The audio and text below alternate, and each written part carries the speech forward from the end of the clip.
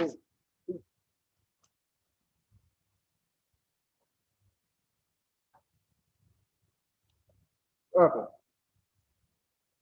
So let's see.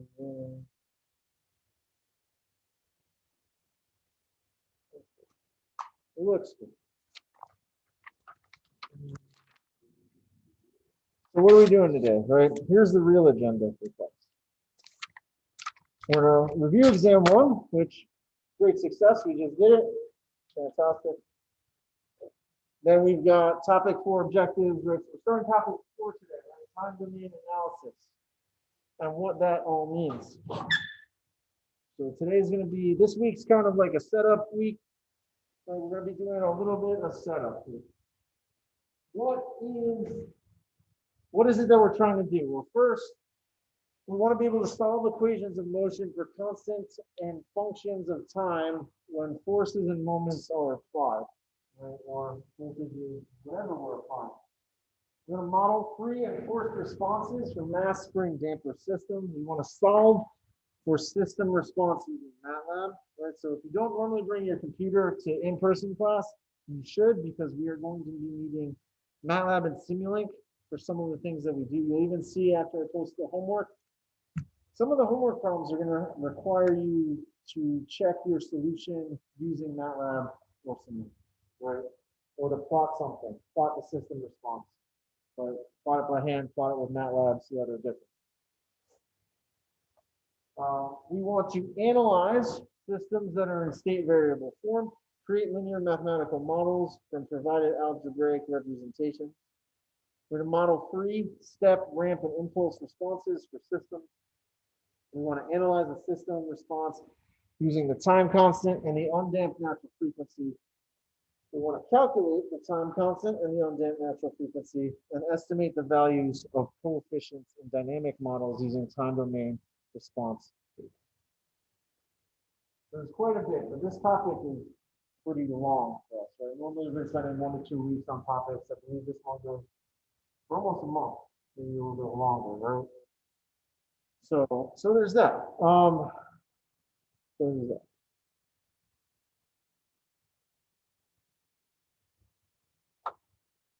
All right. So up to this point, we have done very little. Actually, it has been absolutely nothing with step 5 in our 5-step method, right?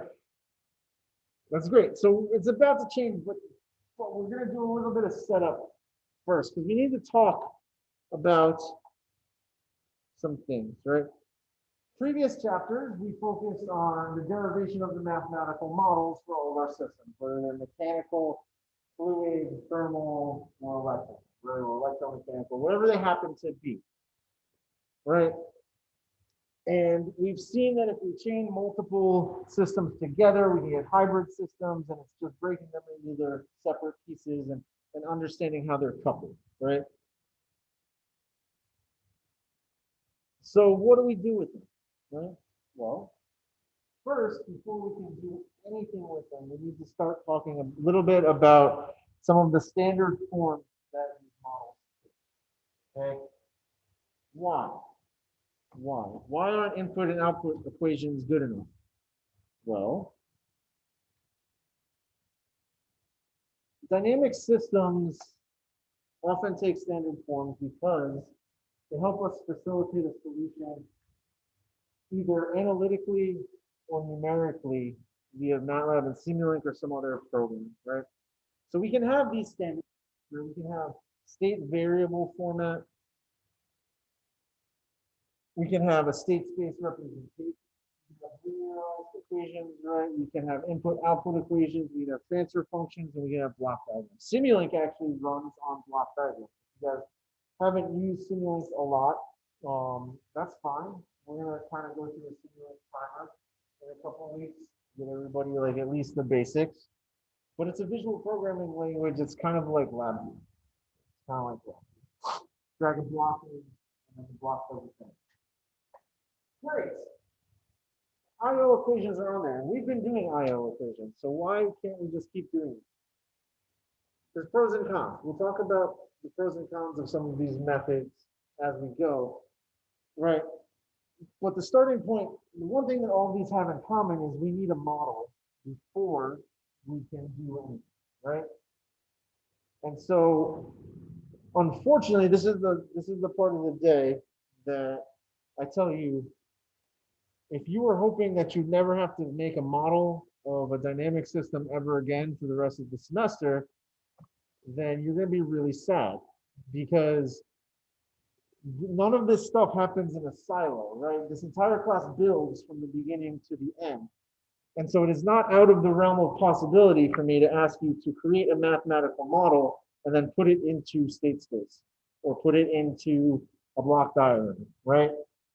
So keep that in mind, right? You need, if you're not feeling confident with making models, you're going to get plenty more opportunities between now and the next exam via homeworks to get more comfortable with them. But it's something that we really need.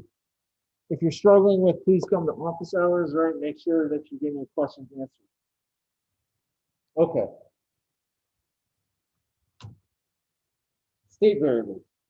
So something completely new and different. What is a state variable equation? Good question. Well, we can talk about our systems, right? As opposed to leaving them in input-output format, we can talk about our systems by using state variables. A state variable is, well, the state variables as a whole are a set of variables that completely define or describe our system. The number of state variables that we need to completely describe our system is equivalent and equal to the order of which that system is. So if you have a second order system, you need a minimum of 2 state variables to describe it fully. And in fact, if you have more than that, you just have a redundant system, right? So we're going to say that rule of thumb, our state variables, when we need them, we're going to get as many as we have for the order of said system. Okay. What is a state? Well, that is the smallest set of dynamic variables that completely defines the dynamic system. Usually, these are our dynamic variables. Normally, they're physical variables of the system, like displacement of velocity, like voltage or current, like pressure and temperature. So a good way of thinking about this, if you're not sure, use the dynamic variables. Right? Use the dynamic variables. That is a good place to start. If one knows the state of the system, then any quantity can be determined, such as energy or momentum or whatever else that you want. But remember, the choice of state variable is not unique. You can pick whatever you want. You can make a state variable out of whatever you like. And it's not a unique choice. Also, multiple systems will have the same state variable, right? In general, the way we define a state variable, we call it x of I, where I goes from 1 to n. That's my state variable, or we call it the dynamic variables, right? And our inputs are u sub j, where j goes from 1 to n. I'm sorry, 1 to r. I don't want you to think that there has to be a one-to-one relationship between states and inputs. There doesn't, right? It doesn't. You can have 1 input, you can have 500 inputs, right? Has no bearing on how many states that we have. We also call these control variables sometimes, control variables.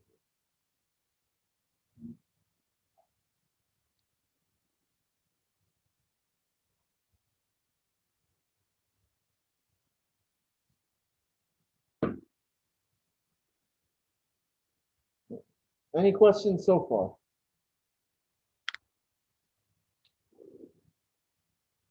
No?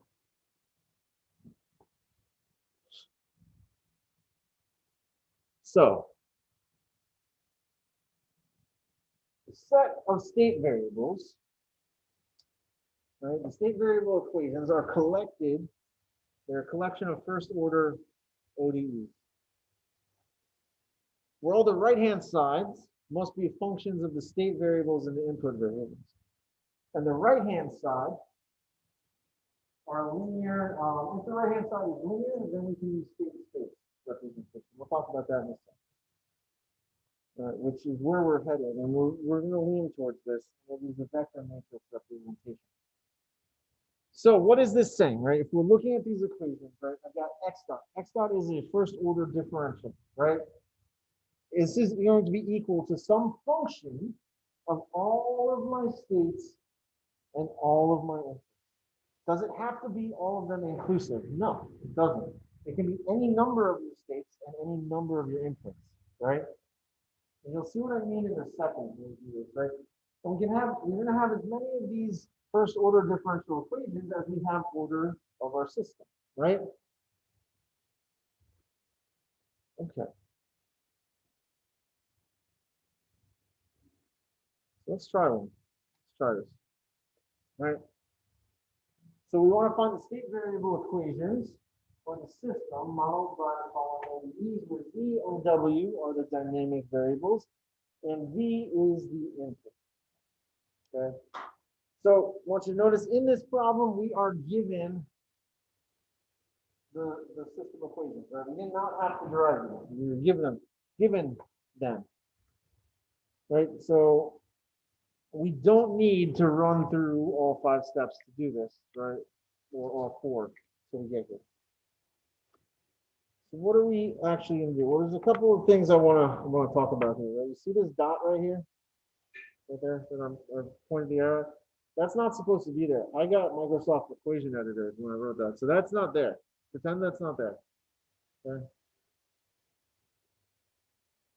I tried multiple methods last class to show that it wasn't there. You know, I tried to cross it out, but that made it look like more of a dot. Right? So I'm just gonna tell you that that's not there. So when you write down this equation, it's just 0.1 W cubed. 0.1 W cubed. Okay. So what is this telling us, right? Well, first of all, what order system do we have? What order system do we have? Let's talk about that. Third, yes, it is third, right? Why? Because we have a second order differential equation and a first order differential equation, right? Remember, they stack. They stack. So it's a third order system, which means that n is equal to 3, which means we need how many state variables? 3. We need 3 state variables. So I'm going to need x1, x2, and x3. Now, a few minutes ago, when I was defining state variables, what did I say another name for the state variable is?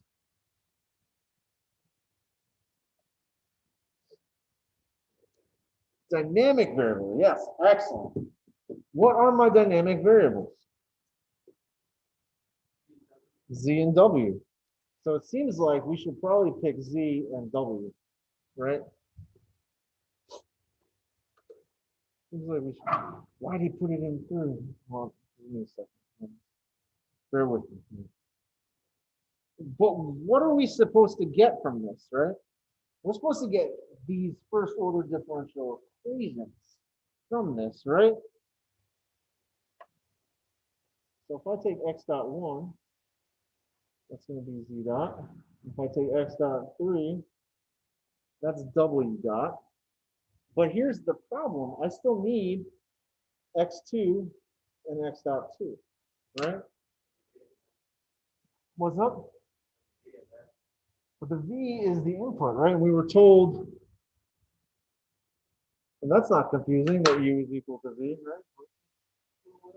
Not a fluid thing, or u is v. U is our input, v is our input. Take a look at these equations, right? What term don't I have an expression for? Z double dot.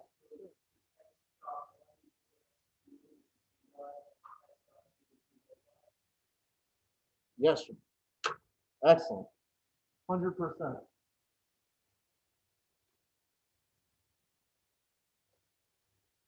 And that's fine. That's where we're at.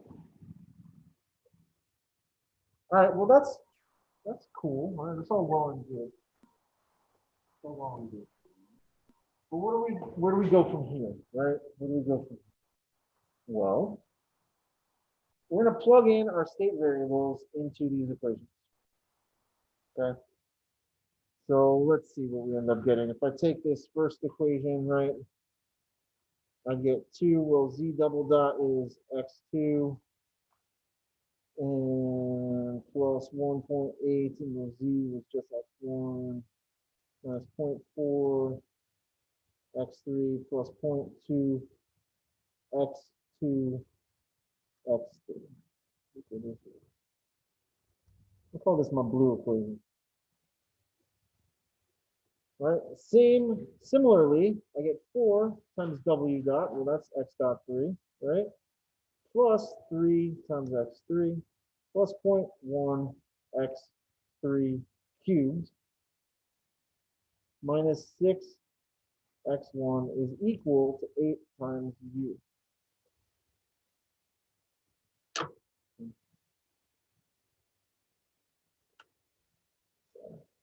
And this should be x2 dot, right? Z2 x2 dot.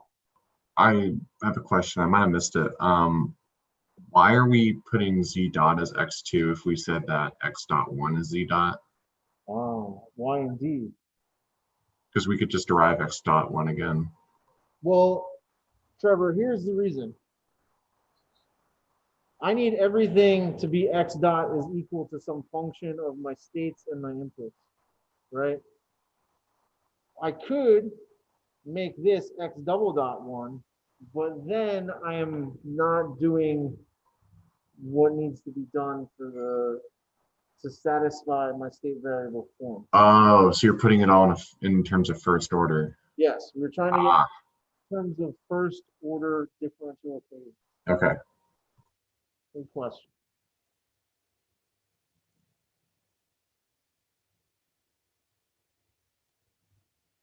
Okay. So we're pretty good here, right? So yeah, what's that?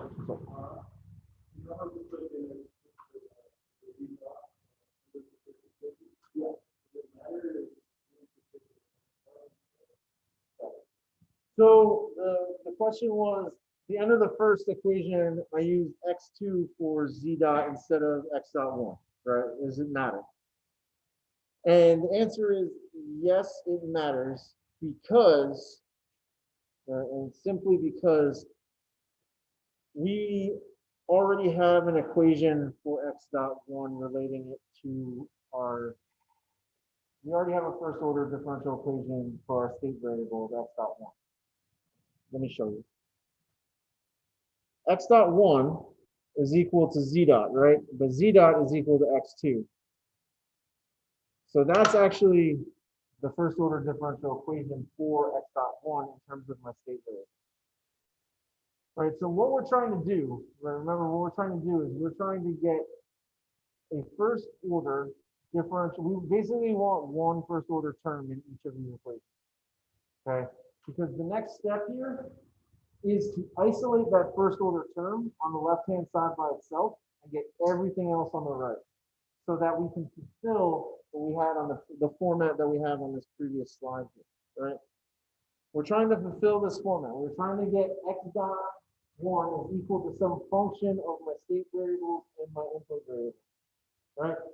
X dot 2 is some function of my state variables and my input variables, right?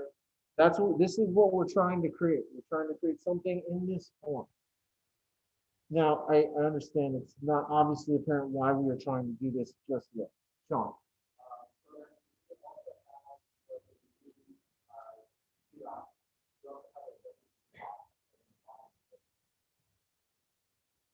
So the question is, could you have like a W2 dot, right? So we don't have a second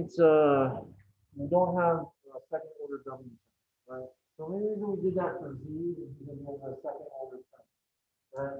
So think about it like this, right? What if the first one is talking about positional acceleration, right? So we've got a second order term, but the bottom one is talking about like a curve. Right, it's relating my current back to my position, right? So we've got like this electromechanical system that we're trying to play with, right? In this case, right, from a physical standpoint, it doesn't make sense to have an x or an X4 and an X4 dot, right? That answer your question or everyone around it? Okay.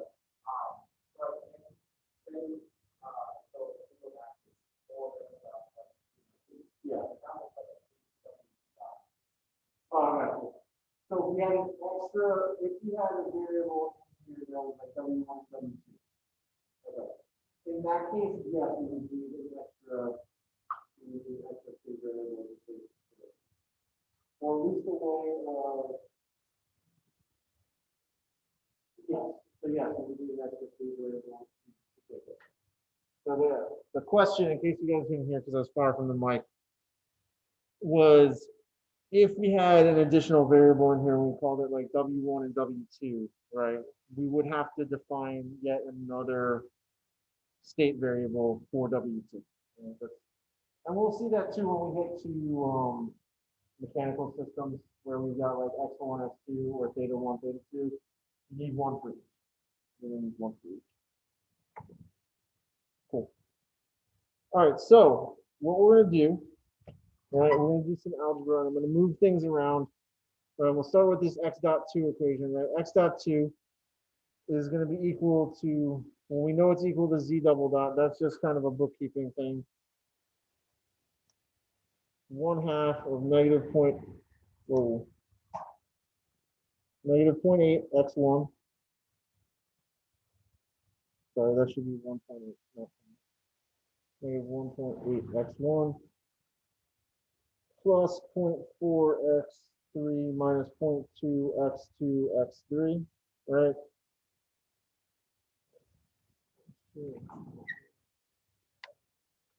Should be x dot 3, right?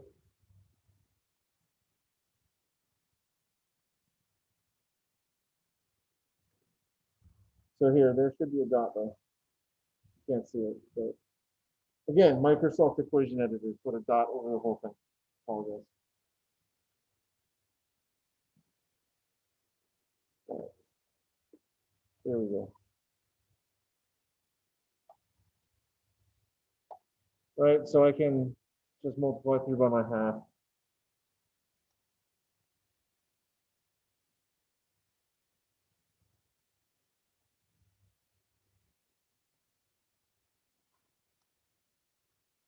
Right. And there we go.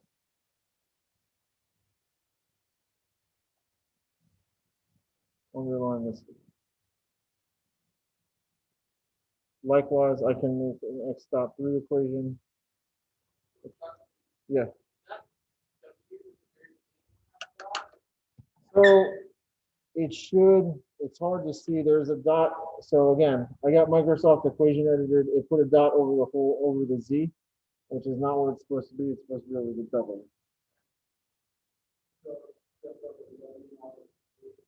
Right. So it's supposed to be 0.2 z w dot. There's no, the W dot's just W in the book, if you're going off the book. Is it? Yeah, it's on page 116.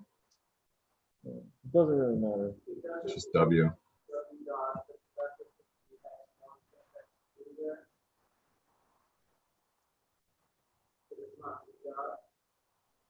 All right. I don't have my text with me. Darn dots. Somebody with the textbook, read this equation right from the textbook, verbatim. What's up? Taylor should have it. Yeah.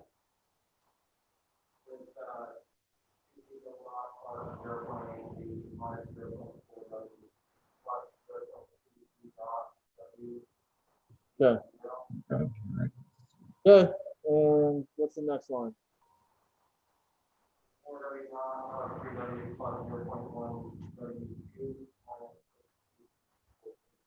Okay. So there we go. It's right now. Okay. It's Z dot, not W dot. Okay. I just having issues today. I apologize.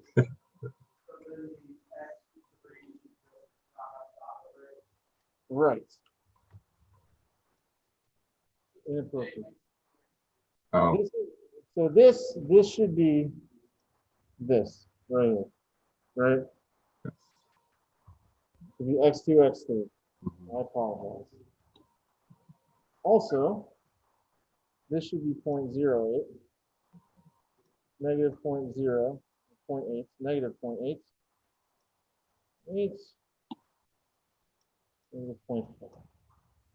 No dots. Get that out of here. Get that crap out of here. Nobody wants that. All right. Excellent. Now that we've cleared that up. All right. Now that we've cleared that up, what can we do? We can do this. So this is going to be a quarter times 8u minus 3x3 minus 0.1 x3 cubed plus 6x1. Right.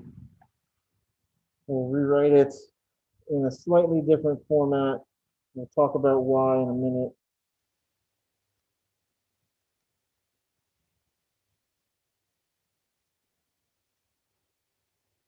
There.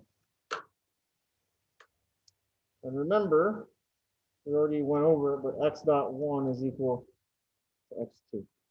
We want a series of coupled first order differential equations. That is what we are trying to get to. We want the left-hand side to be our differential, and we want the right-hand side to be some function of our state variables and our inputs. That is what we have, right? We have 3 of them because it's a third order system. Great. And so this is linear or nonlinear?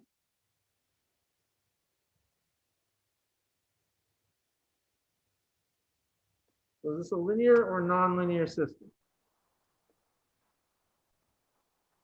I want to say linear, but It's America's favorite game show. Linear or nonlinear? oh my God. Trevor, for $500,000, is it linear or nonlinear? Me? Yes. Me. Oh, I'm going to say linear.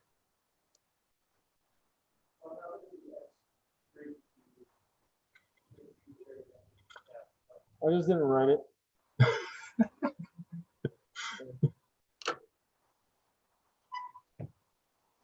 Unfortunately, Trevor, you did not win the $500,000.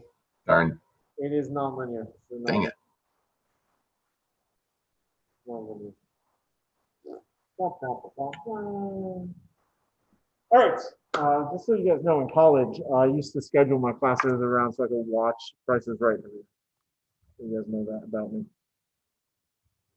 Anyway. So it's nonlinear, right? Because it's nonlinear, what does that mean for us? Well, that means that we can't make it a state space representation, right? That means it stays like this. We're done. Here, finished. State variable format, done. When does this become useful? It becomes very useful when we're talking about state space. What is state space? Well, I'm so glad that you asked. Well, didn't you say that we would be strictly using linear systems? Why are you talking about nonlinear systems? Okay, so fair question. But I said that we prefer linear systems, as Danny Hoven pointed out this morning in this morning's class. Richard Feynman has said that we like linear systems because we can solve them, even though they don't exist in the real world, right? And that is true. We do like them because we can solve them, right? And solving a nonlinear system is sometimes impossible and oftentimes very difficult to get correct, right? Okay. We're going to learn a trick next class on how to make the nonlinear linear, but that's next class. That's not today. For modern complex dynamic systems, we often encounter things that are called multiple input, multiple output systems, or MIMO systems, right? We also have CISO systems, single input, single output, which is most of what we've been dealing with, right in this class.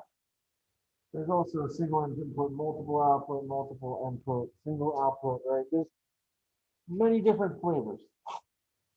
If our system is linear, then we can set the state variable equations into a vector matrix format. This is what we call state space representation, the vector matrix format of our model. SSR representation, which is redundant because the R stands for representation, state space representation, vector matrix format, is extremely well suited for computer simulation, like MATLAB. Why? Because MATLAB, here's a bit of trivia for today. The MAT in MATLAB stands for matrix. It's matrix laboratory. MATLAB loves matrices. Okay? Fact. Have it on, it's their Facebook status, man. They're in a relationship with matrices. Right? What happened? Anyway. Don't worry. I've got plenty more. It's fine. It's fine. State vectors. What is a state vector? Right. So we've identified this idea of a state variable being the set of the minimum number of variables that we need to fully describe our system, right? And a state vector is just a way of concatenating that information, right? So instead of keeping this in a list, I'm going to keep all of my state variables in a vector, which I call the state vector, right? It's a column vector. It has n rows for each of the state variables, right?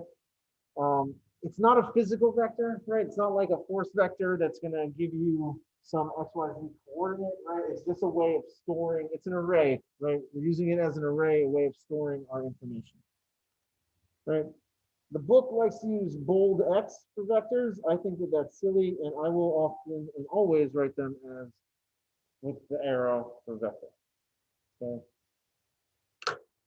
I'll always write it as an arrow for my vector. This is the part where I'm going to lose a bunch of you guys because you haven't taken linear algebra. Fair enough.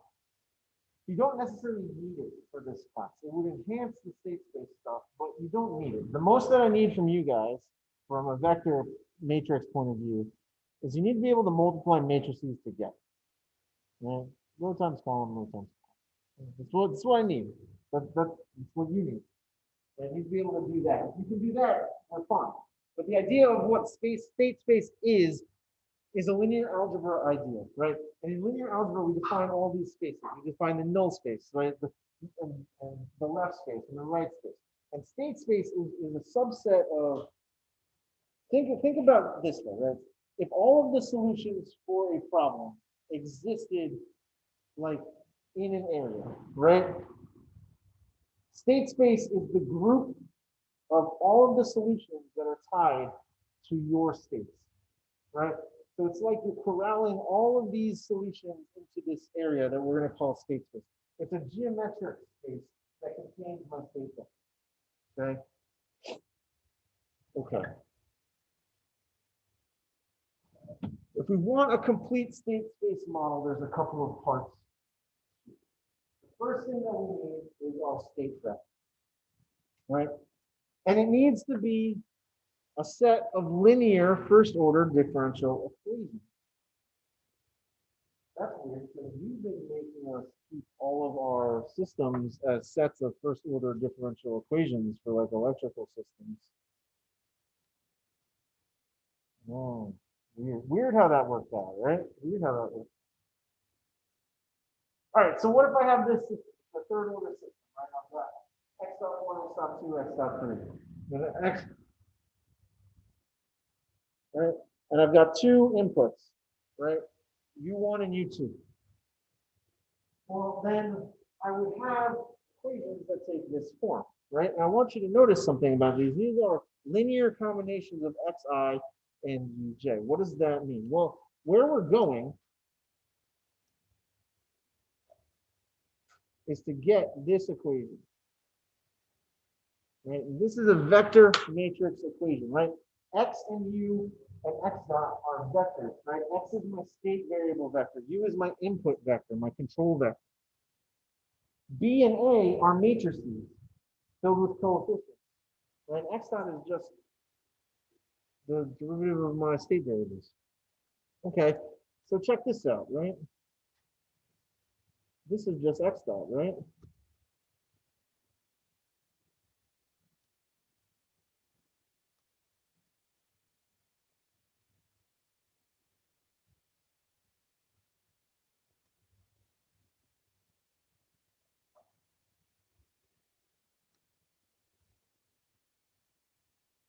These are just the coefficients of A. We know X, right? So this entire portion here is just AX, right? A11 times X1, A11 X1, plus A12 X2, A12 X2, plus A13 X3, right? We're just making the linear combination. Linear combination is a fancy way of saying I'm going to multiply these two matrices or vectors or matrix and a vector together. That's all linear combination is telling you, right? What about B? Well, same deal, right?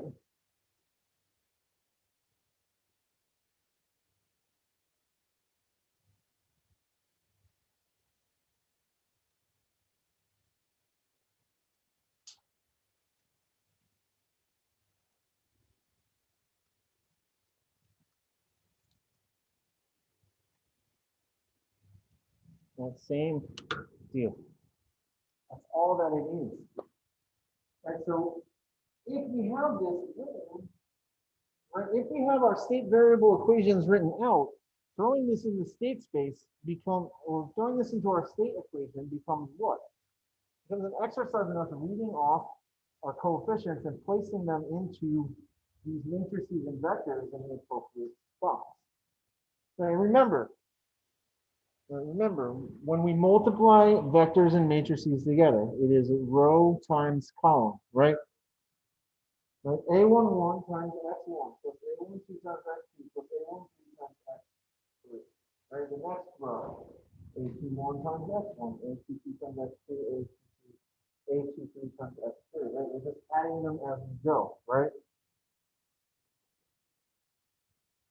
Okay. I want to talk about this too. How many people here have used MATLAB before and gotten the dimension mismatch error? Nobody? Just me? Just me? It's probably just me. Well, dimension mismatch error sends thousands of graduate students a year to the hospital with anxiety and cardiac failure. Not really, but it turns people's hair white. What is it? Well, notice this matrix here, A, is a 3 by 3, right? So I have a 3 by 3 matrix. Notice that vector is a 3 by 1, right? I can multiply these together because the interior dimension is the same. If this does not match, you cannot multiply the two things together. Hence the dimension mismatch error. So this whole thing gets you back a 3 by 1, by the way. 3 by 3 times 3 by 1 gives you 3 by 1. Interior dimension is dissolved, essentially. You're left with the exterior dimension. Okay, so that's if you're doing something in MATLAB or Simulink and you're getting the dimension mismatch error, check your matrices, make sure that you can actually multiply them the way that you think you can multiply. Okay, so this is what we call the state equation, right? We'll talk a little bit more about it on the next slide because the second part of this is our output equation, right? And just like our state equation, right, this one's going to be y is equal to cx, not x dot, so cx plus d times u.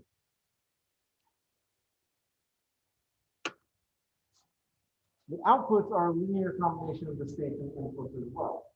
Right? And this is important, right? This is very important. Why? Because it's great that we can say what the states equal, and we can get our state equations, but it's more useful for us to be able to characterize them in terms of outputs, right? How are my inputs affecting my outputs, right? Cause and effect relationships. That's what we're going at. And so if you wanted to solve the state space representation for the system response, you need to know what the outputs are, right? And so we'll end up with something that looks like this. And you can kind of see, right? This is gonna fall under the same deal here, right? Where this is just du This is just CX, right? And that's Y. Right, so it's the same concept. Where does Y come from? Y1 and Y2. How do I know what my system outputs are? Right? Well, you could literally pick anything, right? Some choices are better than others. It's mostly user defined. So in class, we're going to be told, I want to measure this. I want to measure velocity. So you're going to solve this with velocity, right? The thing that's really nice about state space, though, right, is that I can define whatever I want as my y, right? So I can solve for multiple system responses using the same equation, right? I can have x and theta and voltage and current, right? I can solve for all of it in a single equation, which makes it pretty powerful. The other ways where you see state space used heavily is in control systems. Okay, where we say, hey, I've got this velocity signal that I want to feed back, right? So your car's cruise control, right? You set it at 70 miles an hour. And what happens? Well, you take a measurement of that velocity and you feed it back and you compare it to what you set it at. And if you're less than that, you speed the car up. And if you're greater than that, you slow it down, right? So another way of thinking about what is Y is essentially what you're trying to measure, right? What you're trying to measure in most cases. We'll talk more about it. We are assuming that for time invariant systems, which is what we are using, that coefficients A, B, C, and D are constant. Right, so they won't be changing, they will just be constant. All right. We can write the linear, we write the same alternate equations in a compact vector matrix form because the equations are linear. If they're not linear, like in our last example, we cannot do state space. It has to be linear in order for state space to be a thing, right? Can't do linear algebra with nonlinear things. This doesn't not possible. So the first thing we're going to do is we're going to assemble all of our x, u, and y vectors, right? And then, we can talk about slope. So it's not just assembling these vectors, right? There's a little bit more to it, right? The left-hand side of the state equation is the first time derivative of the state vector, right? So if you wanted x dot, you just take the state vector, which is this x vector, right? Remember, this is the state vector, this is the input vector, and this is the output. I know the input and output vectors it's weird that they would call them that, right? But not a very creative name, but that's okay. I'll forgive them this. What about A, B, C, and D? These matrices have names as well. We've got the state matrix. The state matrix is the matrix that will multiply our state vector. B is the input matrix, right? Multiply our input vector by B. C is the output matrix. That kind of makes sense. And figure out our outputs from that. And D is the direct link matrix. When is this used? Well, direct link matrix is when there is a direct effect of the input on the output, right, directly. Like a one-to-one or whatever it has to be, right? So I always struggle with an example. But if there's some output that you have that is directly affected by the input without having to go through the rest of your system, right, you'll see stuff happen. So, right? There's some coupled dynamics between your input and your output. Yeah.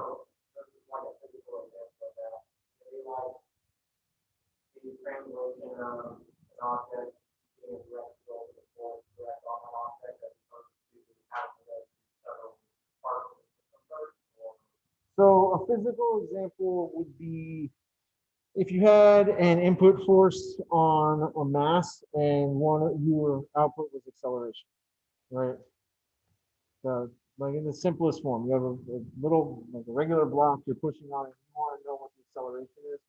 The force is equal to ma, right? So that's going to be a direct link between the input and the output. Here are the equations again. In order to have a complete state space representation, you need both. So if you were asked in the homework or on an exam, by your grandma, right, that they want a complete state space representation, I mean, Christmas is coming up, and state space representations are, I've heard, going to be on the top of most people's Christmas list. So,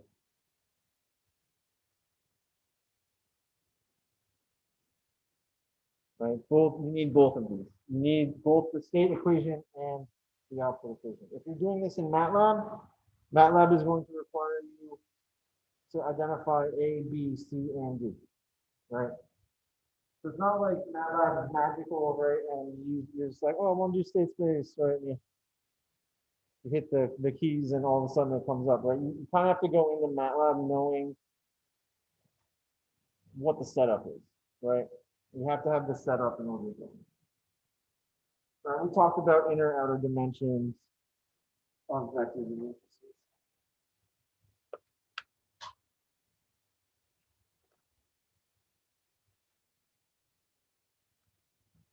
All right, you guys have any questions on this?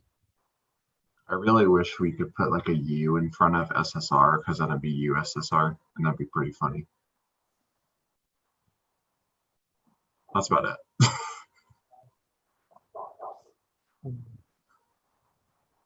Well, all right. Fantastic.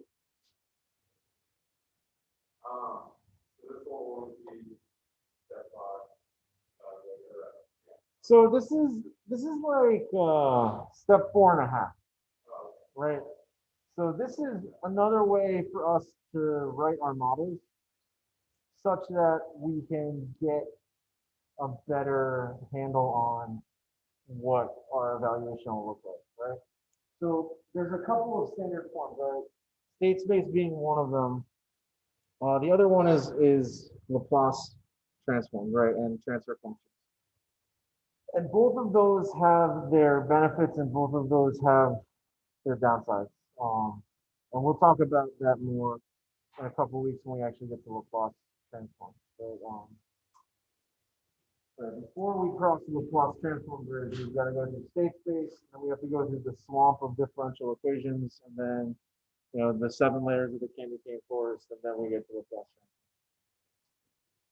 transform. There's no candy cane forest. So. And then you got to go through the Lincoln Tunnel, just like Body Beyond.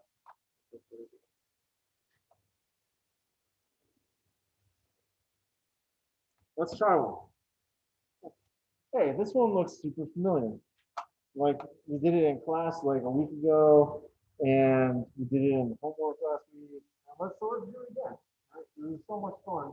We'll do it another time. I got a wall. The wall of a house is composed of 3 sections that are equally sized. The wall is 6 meters tall, 5 meters wide, and 3 meters thick. Develop a model for the heat transfer from the environment to the home and include the capacitance of each section. Okay. So the difference here is that we're going to take our model, right? Instead of doing an input-output model, we're going to take this all the way through state space. Okay? We're going to take this all the way through state space. Awesome. So first things first, we got to draw a diagram, right? Let's do that. I'm going to draw this in my circuit representation, right? Because I don't want to be cool. I don't want circuits to feel bad. Something like that. I don't know. I'll come back and I'll label these resistances and things. Okay. So we've got RH, right? We've got RB over 2. we've got the temperature of B. With the other half of this resistance, we've got the half of the fiberglass resistance, the temperature of the fiberglass, the other half of the fiberglass resistance, the sheetrock, half of the sheetrock resistance, the temperature of the sheetrock, the other half of my resistance, and then my convective resistance, right? Remember, we are going to keep track of our capacitances for each of our sections. I've got T from outside, T from inside. The problem statement says I'm concerned about the heat transfer from inside to outside. Diagram accomplished.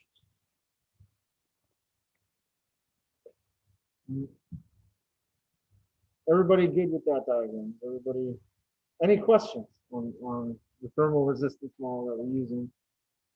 I'm going to do one thing here because I'm lazy. I'm going to call this R1. I'll call this R2, R3, and R4. That's what we're going to do. And later I'll write down the equations for those in my truths, right, just so I have them. But we all know that when we have resistors in series, we just add them.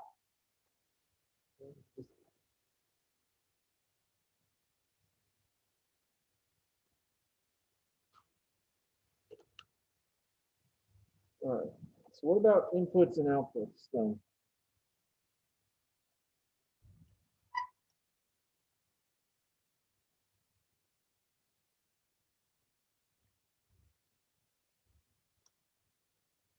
So my inputs are the outside temperature and the input inside temperature, right? Those are my inputs. My output, well, let's write them in order. So we got T of the brick, T for the fiberglass, and temperature of the sheet.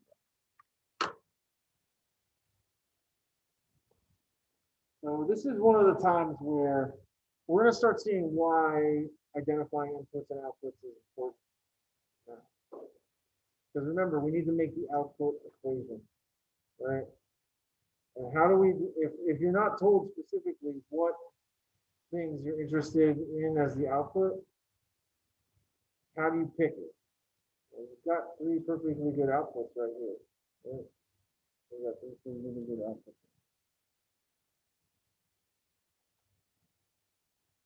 All right, mathematical truths. We only got a couple, right? We've got Q is equal to 1 over R delta T. Good old Newton's law of cooling. And this guy when we have the capacitance, right? Notice I've taken the mass flow rate terms out. I've taken the enthalpy terms out. We don't need those. There's no enthalpy being moved. There's no fluid being moved in and out here. Strictly heat transfer. And this is where I'm going to write, well, R1 is just RH plus RB over 2.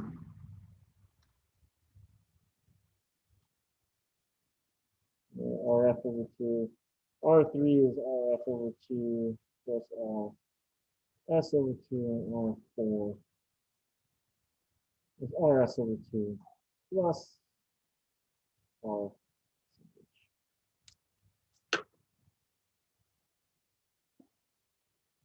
Okay.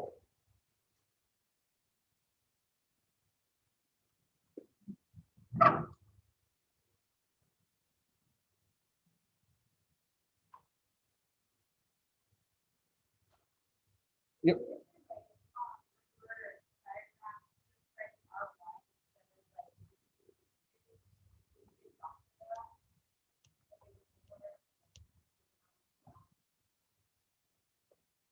If you don't say what it is anyone else does that. Because it's not just, you need to be able to identify it because, so the reason why you need to identify, so the question was, if you don't write down, if you don't have it somewhere that RH plus RB over 2 is R1, right? If you just use it as R1, R2, and R3, All right, would you get docked some points? And the answer is yes, because when we go to, if we use this model again to analyze the system response, you need to know what R1, R2, R3, and R4, because we can calculate those based off of the values that we were given on the first slide, right? And so those become constants in our model, and those are going to affect the values of those resistances are going to affect our overall dynamics response here. Right?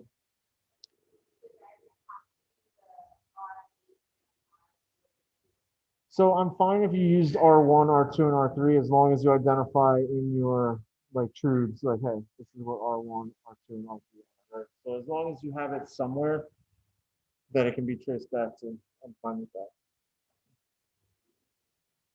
Okay. All right, so we can start a reduction now, right? Let's do that. Boom. Reduction. What do we got? Well, we'll start with the brick. CB, TB dot. And we'll just make our way down the road here.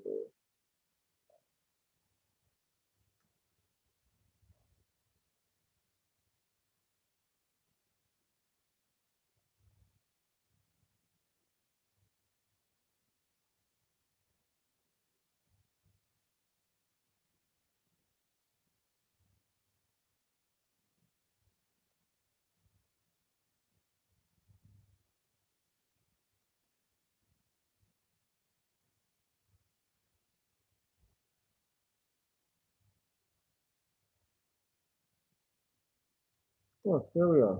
We got it. Hold on.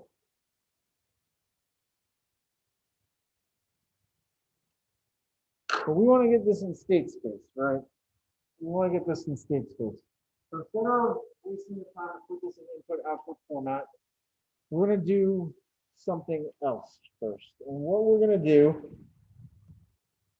well, that's not how I want to say it.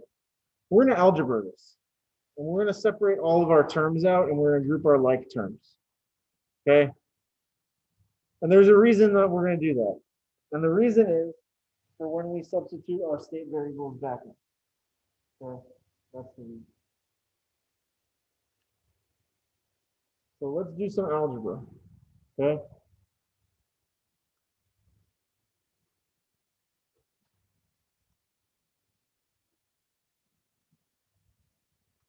And if I do my algebra,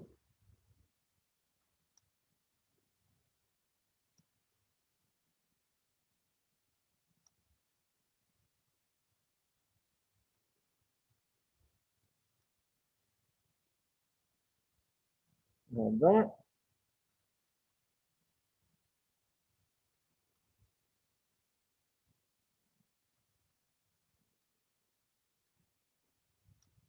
I get that.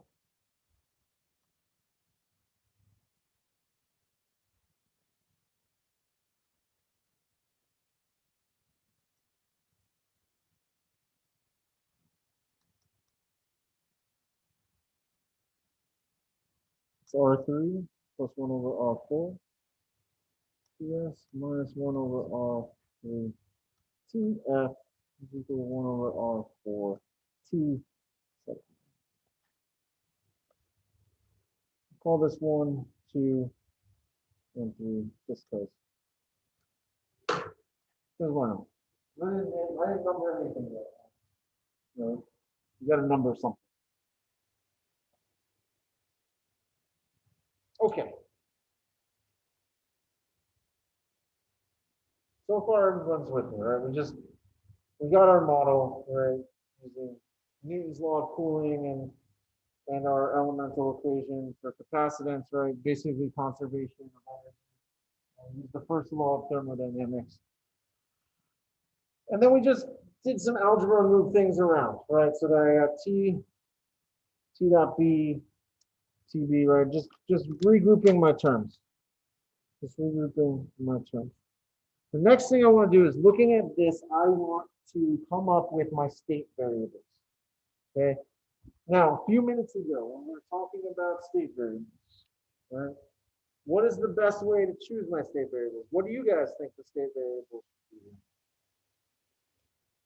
How many state variables do we need?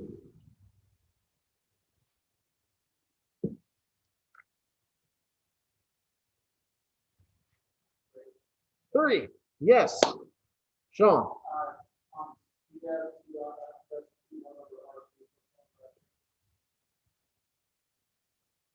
No, I don't know what you're talking about. Definitely R2.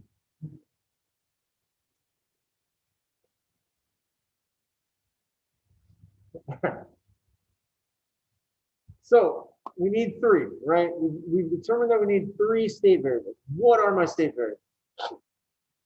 Right, if I need 3, let's write down x1, x2, x3. What would you guys use as state variables? What do you think?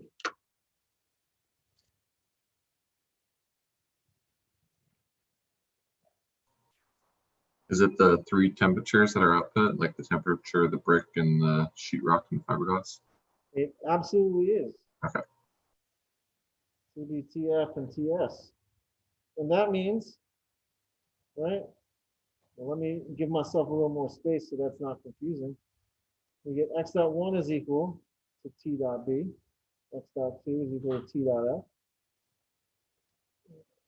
What if you forgot? What if you're like, I have absolutely no clue, like, I don't know what you're talking about, how many states or where I'm fitting them, like what kind of spaces are we talking about here? Right? I don't know. I have no idea what's going on. Well, look at this differential equation down here, right? Look at these 3 diff PQs.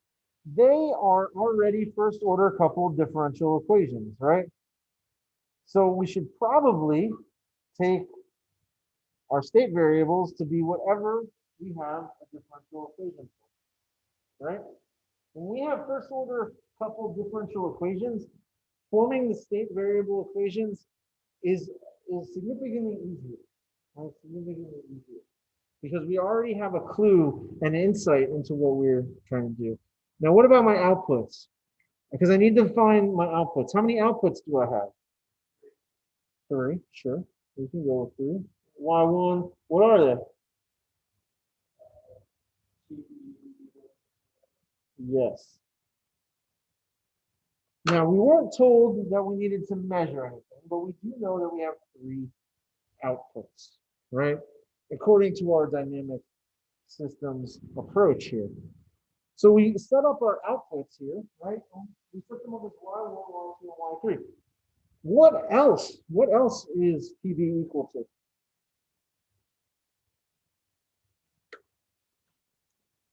What else is TB equal to?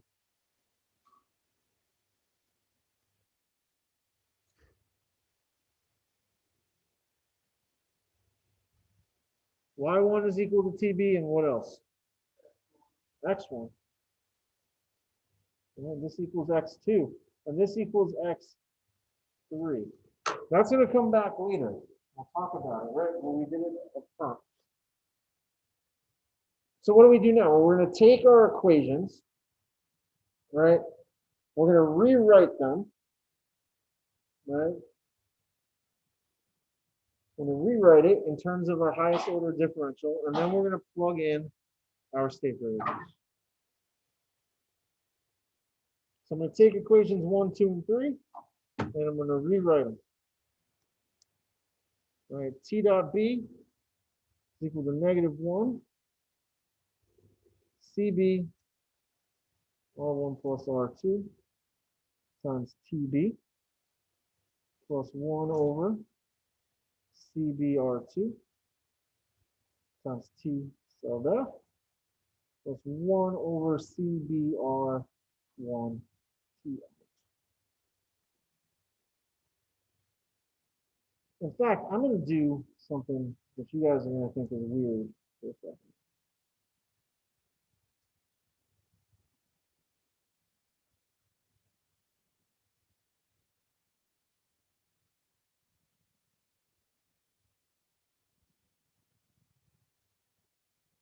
I'm going to write it like that. I'm going to write that like that.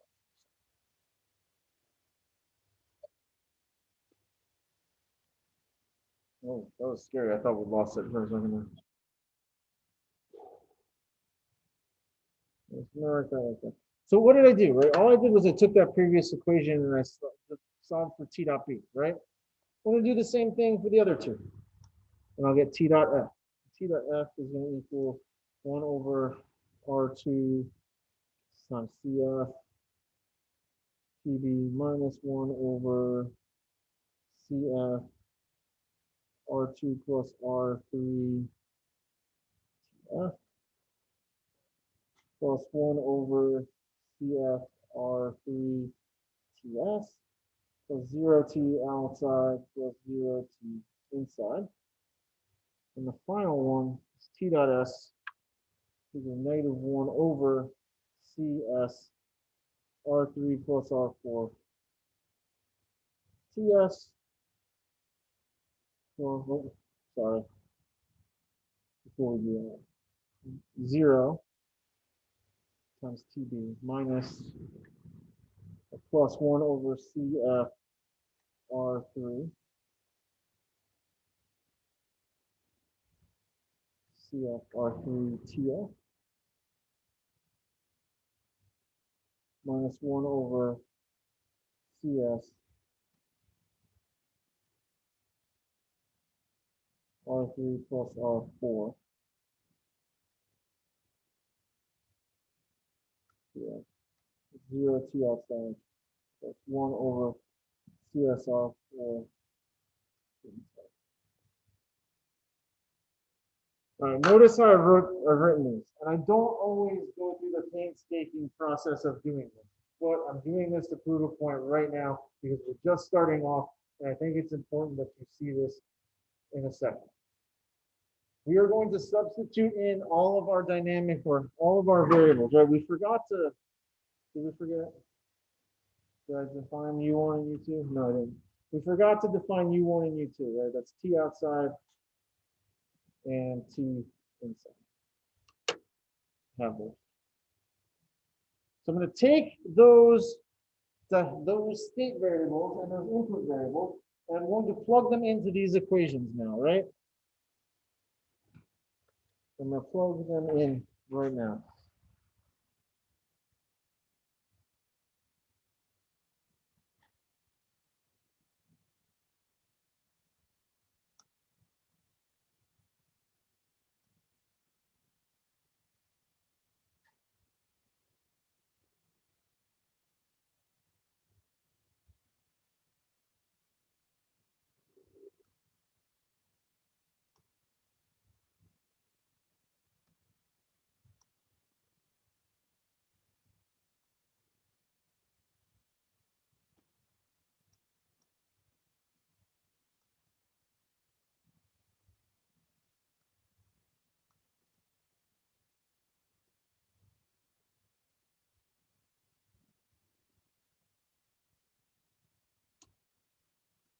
And all I'm doing is plugging in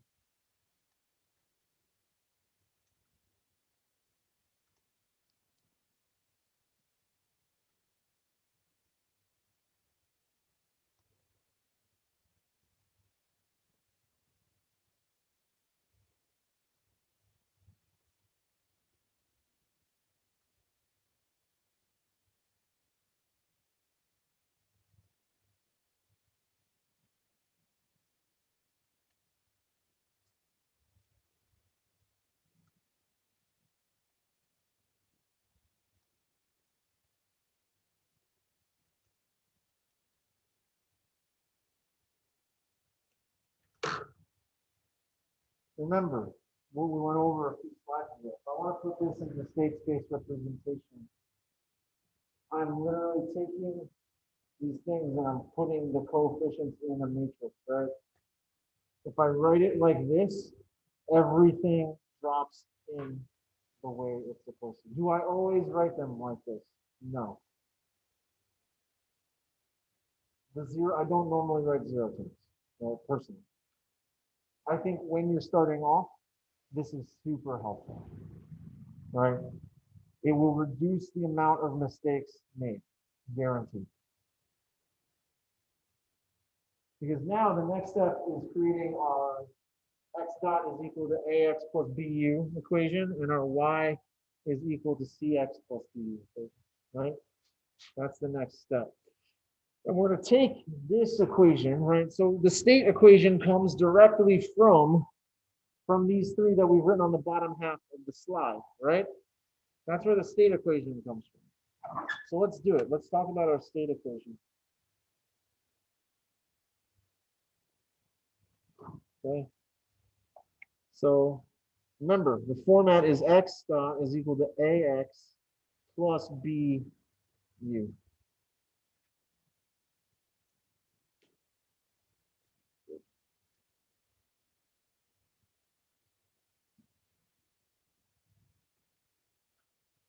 I know x dot.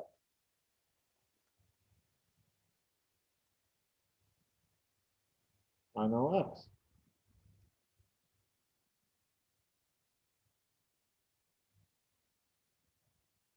And I know u.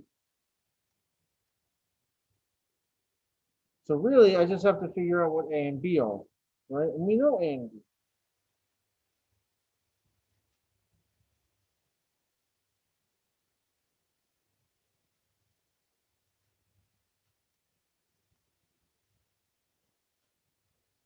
These are just the coefficients in our other equations.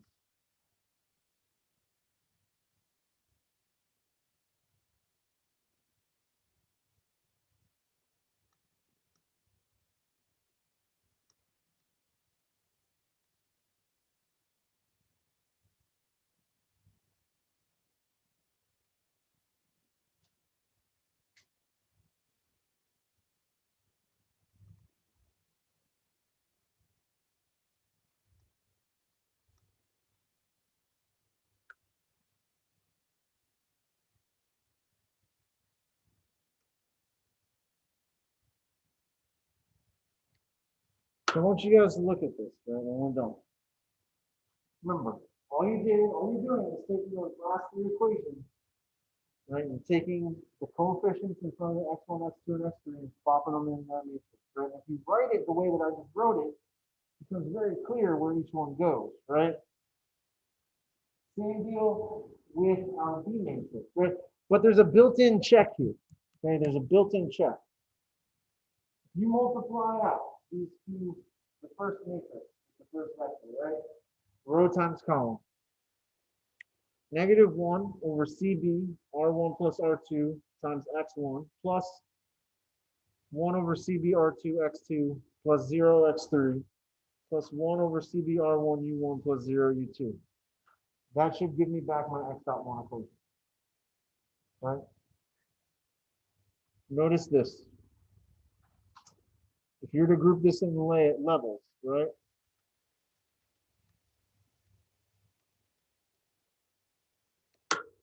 The top row is going to give you the X dot 1 equation. The middle row is going to give you X dot 2. And the bottom row is going to give you X dot 3. Okay? Pretty formulaic, right? And you can check it, which is even better, right? Because if you run this back, you should get those three equations back out that you put in. And if you don't, then we have to go back and look at our math and make sure that we did everything correctly. Right?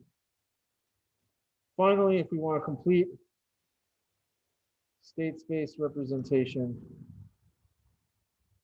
we need this, right? Y is equal to cx plus du. Remember, y was what? Well, we defined it as y1, y2, and y3, right?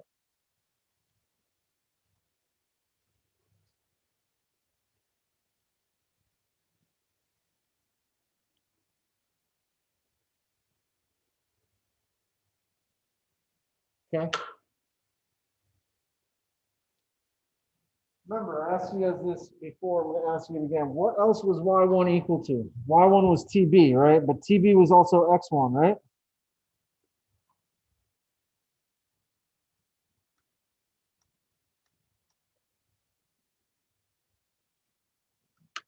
That's what happens. So we defined our outputs, right? We want to measure TB, TF, and TS. But they are also already tied to state variables, right?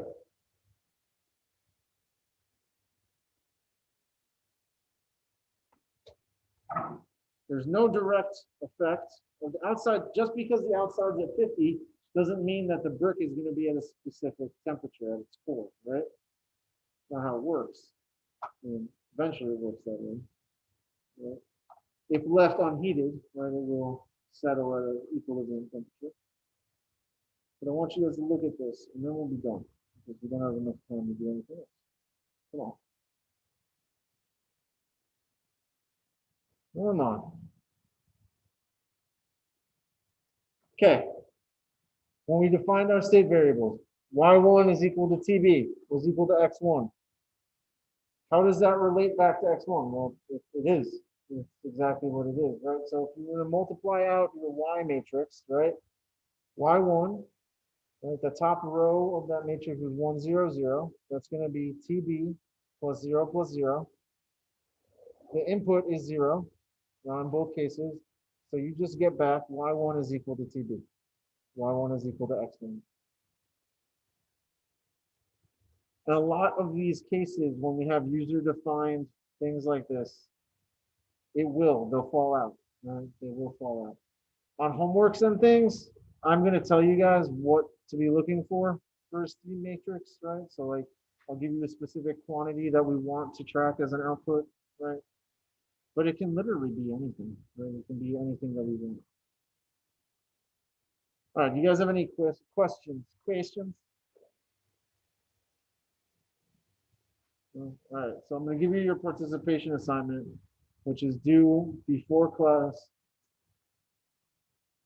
before the start of next class. If I can get there, if this will actually work. And then you can go. Come on.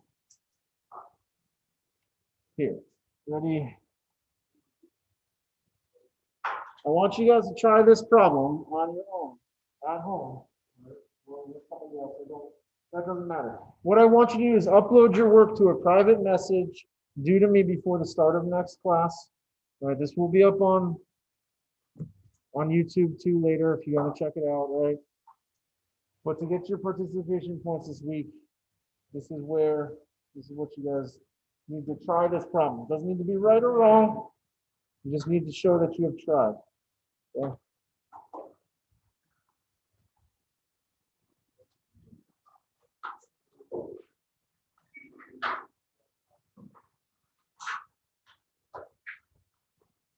All right. Here it is. Have a great day. I'll see you guys on Thursday. Could you actually go back a second for me? Sorry. Yes. Okay. To the participation problem. Yeah, give me a second. Yeah, sure. Yes, sorry.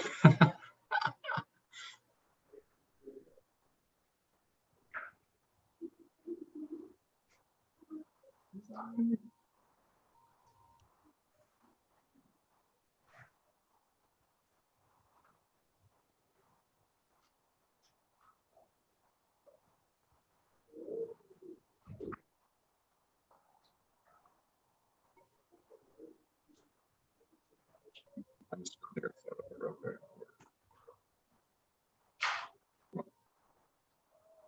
Okay, cool. Thanks.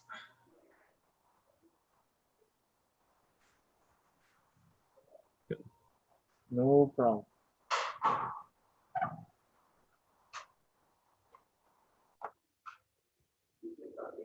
Take it easy.